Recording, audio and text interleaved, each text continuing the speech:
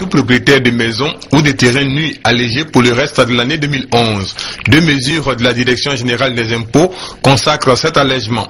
D'abord, l'abattement de 25% sur le montant des impôts fonciers encore dus. Si vous devez payer 100 francs d'impôts pour 2011, si vous payez avant le 31 décembre 2011, vous payerez 75 francs au lieu de 100 francs. Mais ça, cette mesure n'est applicable que lorsque vous payez avant le 31 décembre. Donc c'est une mesure exceptionnelle pour laquelle les Ivoiriens doivent vraiment courir parce qu'il nous reste exactement 20 jours ouvrables pour atteindre la fin de l'année. Et donc ceux qui vont traîner les pas ne pourront malheureusement pas profiter de cette manne que l'État a consentie à l'endroit des Ivoiriens. Outre cette mesure générale d'abattement de 25% d'impôts fonciers, une mesure spécifique concerne les personnes et entreprises fortement touchées par la crise survenue en Côte d'Ivoire.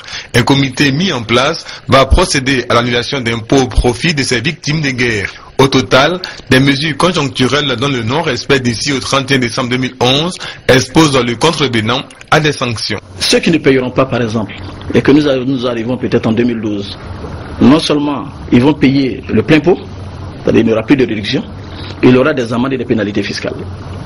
Et vous voyez que cela n'est pas intéressant dans cette situation que nous vivons.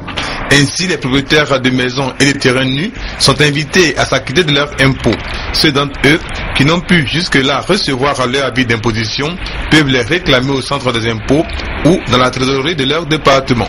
Il faut le rappeler, l'objectif de cette recette d'impôt foncier a été réajusté à 17,9 milliards de francs CFA pour l'année 2011 en raison de la crise.